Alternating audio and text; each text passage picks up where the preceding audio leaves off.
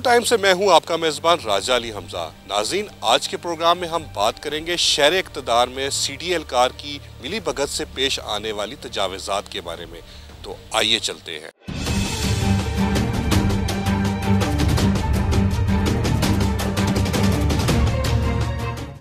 नाज़रीन, आज के प्रोग्राम में हम आपको लेकर चलते हैं शहर इक़्तिदार में वाक़े कुरी शहर और मौज़ा रिहाड़ा की जानिब। मौज़ा कुरी शहर और मौज़ा रिहाड़ा बुनियादी तौर पर सीडीए की जानिब से एक क्वाइट शुदा एरिया है। इसके साथ वाक़े मौज़ा मोड़ा नूर बुनियादी तौर पर मलकीती मौज़ा है, जहां वज़ीर आज़म इमरान खान का घर भी वाक़े है। सीडीए अफसरान और कब्जा माफिया की मिली भगत से एक चाइना कटिंग का सबब बना हुआ है।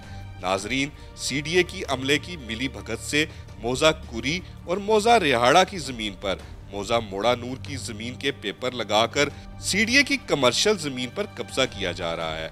सीडीए के ड्यूटी अफसरान भी इस जुर्म में बराबर के मुजरिम बनकर खामोश तमाशाई का मंजर पेश कर रहे हैं।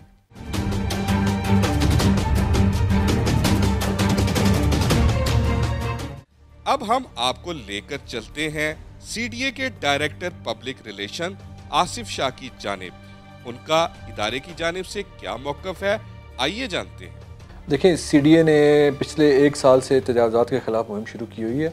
हम बाकायदा लोगों को लीगल नोटिस दे के उनको प्रॉपर टाइम देते हैं कि अपनी जो बिलोंगिंग्स हैं वहाँ से उनको ले जाएं, और उसके बाद जब वो टाइम एक्सपायर हो जाता है तो सीडीए ज़िले इंतज़ामिया के साथ नोटिस और पुलिस के हमरा जाके अपने प्रीमिसेस खाली करवाती है। और अब तक हमने अरबों रुपए की प्रॉपर्टी, अगर मैं कहूँ तो बेजान होगा, हमने वागुजार करवाई है, जिसमें मालपुर, कुरी रोड और इसके साथ अभी रिसेंटली इस वीक भी हम लोगों ने जुम्मे वाले दिन लास्ट में हम पब्लिक नोटिस हमने अखबारात में पब्लिश करवाया था और लोगों को कहा था कि जो अर्जी तजावुज़ात इस्लामाबाद शहर के म्यूनसिपैलिटी के अंदर हैं वो अपनी हटा लें।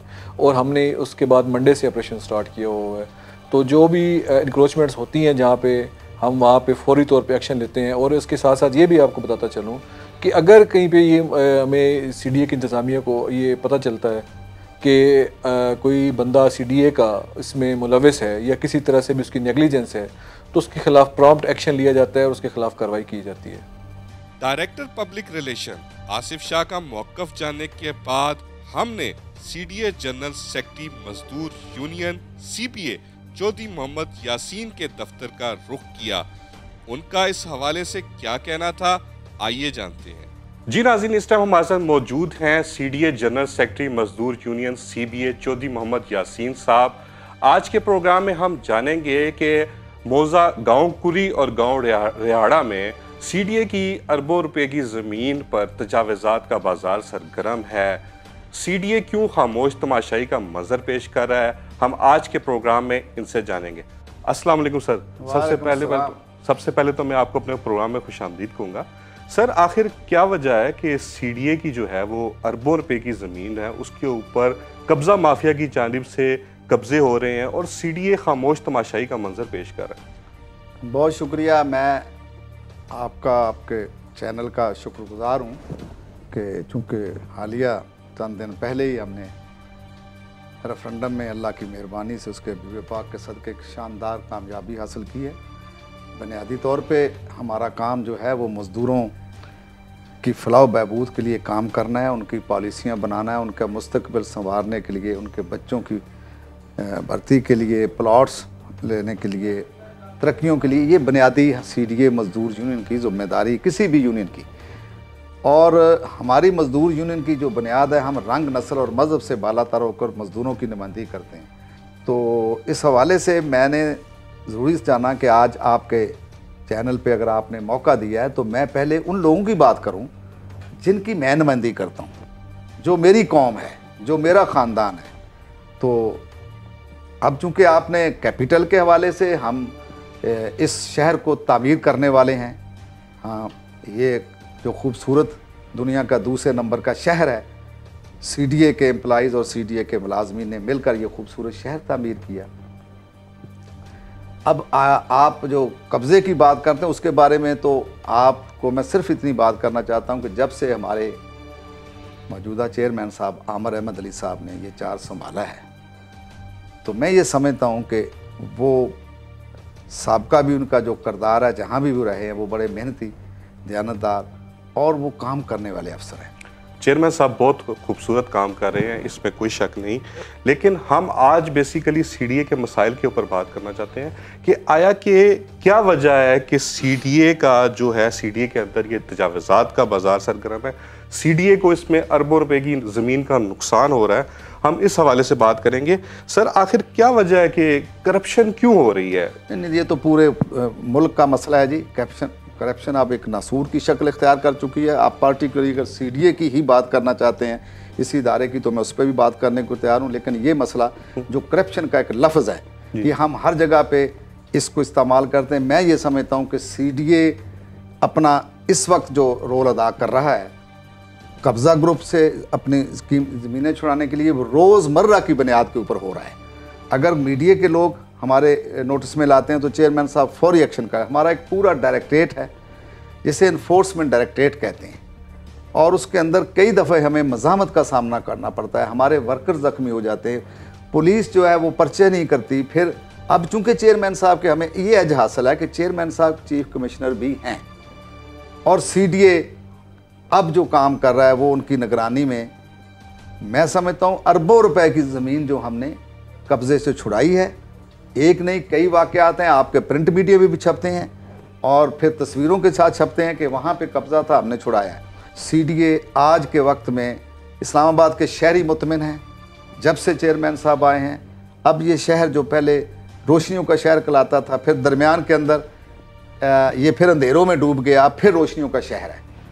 इसी तरह ये ग्रीनरी, यानी आपके इस हुस्न था इस शहर का, वो ख़त्म हो गई थी। लेकिन अब फिर आप देखें, फलदार भी, फूलदार भी, हर जगह आपको पौधे नज़र आते हैं। खाली यही नहीं, बल्कि मेगा प्रोजेक्ट, कितने मेगा प्रोजेक्ट इस दौर के अंदर शुरू हुए और जो अल्हम्दुलिल्लाह अपने वक्त के ऊपर पाया तकमील को पहुँच जाएंगे। सर, आखिर क्या वजह है कि जब कच्ची आबादी की बात होती है तो सीडीए का अमला फौरी जाता है उसको गिराने के लिए, जब इस तरह के बड़े माफियाज की बात होती है तो सीडीए उसके ऊपर ऑपरेशन नहीं करता? आप क्या समझते हैं इसके पीछे बुनियादी वजह क्या है? नहीं, मैं इससे आपके इख्तलाफ करता हूँ। फिर आपने लफ्ज़ इस्तेमाल कर दिया माफिया। अब माफिया के तो हमारे वज़ीर आज़म साहब भी कहते हैं कि मुझे माफिया का सामना है। तो माफिया के साथ जो जंग होती है उसमें टाइम लगता है, लेकिन मैं नहीं समझता कि सीडीए बिला तफरीक, जहाँ पे सीडीए के इल्म में बात आती है, मीडिया के ज़रिए आए या किसी एप्लीकेशन के ज़रिए को बताए कि सरकारी, फौरी तौर पे उसके ऊपर कार्रवाई होती है।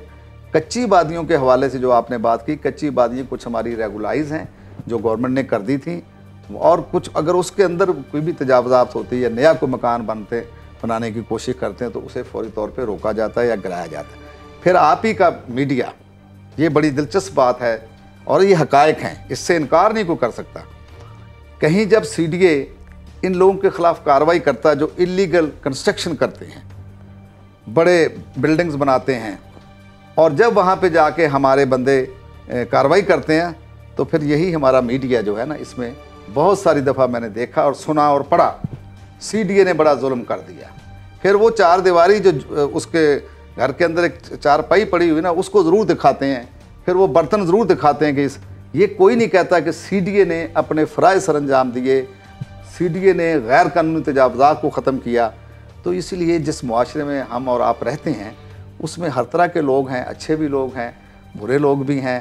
सर, जब सीडीए की जानिब से एनओसी का मामला आता है, जब एनओसी सीडीए दे देता है, उसके बाद तजावज़ात हो जाती हैं, उसके बाद सीडीए को क्यों याद आता है कि अब जो है इसको गिराना चाहिए, ये इलीगल बिल्डिंग्स हैं? मेरी अर्ज़ सुने, हमने जब एनओसी देते हैं तो हमारे बाकायदा तौर पे वो जो बाई लॉज है ना, जो उनको फॉलो करते हैं, तो हम उनको एनओसी देते हैं।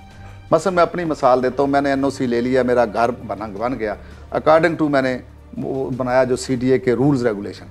उसके बाद मैंने फिर उसके अंदर कोई कमरा बना लिया, मेरी ज़रूरत थी, या मैंने उसको गैर कानूनी बना लिया, तो जैसे ही सीडीए के इल्म में ये बात आती है, मसलन जब वो मैंने ट्रांसफ़र कराना है, बेचना है, तो फिर मुझे एनओसी की ज़रूरत आएगी, तो फिर सीडीए का बिल्डिंग इंस्पेक्टर जाएगा, रेवेन्यू वाले एनओसी लग देते हैं, बिल्डिंग बाई लॉज वाले लग, तो वहाँ पे ये दिक्कत आती है कि जनाब ये तो वहाँ पे इलीगल है और ये तो फ़ाइन हो सकता है इसका, यानी अगर आपने, और ये जो है डिमॉलिशेबल है, यानी ये उसकी हदूद ज़्यादा आपने कर लिए, तो बाकायदा डिमॉलिश हुए, बाकायदा उसको फ़ाइन हुए। और आप देख रहे हैं, आप ही आज मैं अखबारात पढ़ रहा था, हमारा बिल्डिंग एंड बिल्डिंग कंट्रोल जो है वो करोड़ों रुपए की, अब जब से ये हमारे चेयरमैन साहब ने कहा है, करोड़ों रुपए की हर महीने उनको इस मद में आमदनी आती है। आम आवाम में एक तासुर पाया जाता है कि सीडीए का जो करप्शन का पैसा है वो नीचे से ऊपर तक तकसीम होता है। इस बात को आप क्या समझते हैं? किस हद तक? बिल्कुल मैं इसकी नफी करता हूँ, ये बिल्कुल गलत है। करप्शन एक लफ्ज़ है,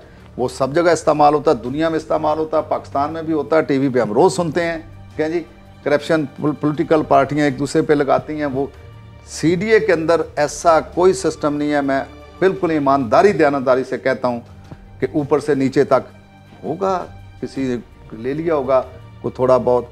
मैं ओवरऑल मैंने फिर कहता हूँ कि सीडीए के लोग काम ठीक कर रहे हैं, सीडीए की मैनेजमेंट काम ठीक कर रही है। सारे इल्ज़ामात जो हैं मैं इनकी तरदीद करता हूँ। ये बड़ी अफसोसनाक बात है कि उस अदारे का जो जहाँ पे इतना अच्छा काम हो रहा हो तो फिर उनके बारे में ये कहा जाए कि करप्शन का पैसा नीचे से ऊपर जाता है। कहाँ से करप्शन हो रही है, मुझे कुछ साबित कर दे। अच्छा सर, खान साहब के रियासत मदीना के दावे आप क्या समझते हैं, दुरुस्त हैं या गलत? सर देखें, खान साहब हमारे मुल्क के वज़ीर आज़म है, काबिल एहतराम है। 24-25 साल उनकी तवील जद्दोजहद है। उन्होंने भी वही लफ्ज़ इस्तेमाल किया जो आपने शुरू में कहा कि ये जो माफिया है। तो यकीनन एक सिस्टम के अंदर अगर तब्दीली लानी है उसके लिए टाइम लगता है, रुकावटें भी आती हैं। अगर कोई कहते हैं रियासत मदीना की बात करते हैं तो अगर ये हमारा मॉडल है तो ये बहुत अच्छी बात है। इसको मैं तो कम से कम समझता हूँ कि हमारे लिए हमारा मॉडल ही हुआ है रियासत मदीना। अगर वज़ीर आज़म ने ये कहा कि मैं रियासत मदीना मेरे सामने है, उसके उस अंदाज़ के अंदर मैं अपनी हुक्मरानी या अपने मुल्क के निज़ाम को बदलना चाहता हूँ, खुदा करे कि वो इसमें कामयाब हों। अच्छा सर, आप क्या समझते हैं पाकिस्तान में इदारों को ठीक करने का हल क्या है? नहीं, सबकी जिम्मेदारी है जी। ये अदारे सिर्फ मैं नहीं समझता कि कोई एक जमात ने करने। अदारे हमारे सबके हैं, अदारे हमारे बहुत मुकद्दम हैं। हमें अदारों के हवाले से हमारी एक कौमी सोच अगर हो जाए कि हमने अपने अदारों को मजबूत करना है, अगर अदारे मजबूत हो जाएं तो हम तो इस हद तक एक दूसरे की मुखालफत में चले जाते हैं कि हम अपने अदारों के ऊपर भी तनकीद करते हैं।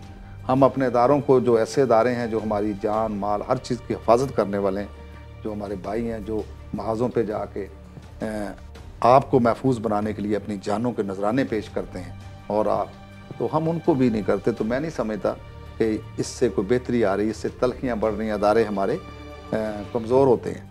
तो मेरा आखिरी सवाल आपसे, मौजूदा चेयरमैन सीडीए बहुत अच्छा काम कर रहे हैं, तो आप उनको तजावज़ात के हवाले से क्या मशवरा देना चाहिए? मैं तो ये समझता हूँ जी कि तजावज़ात करने वाले को जो भी करते हैं उन्हें ही नहीं करना चाहिए गैर कानूनी काम।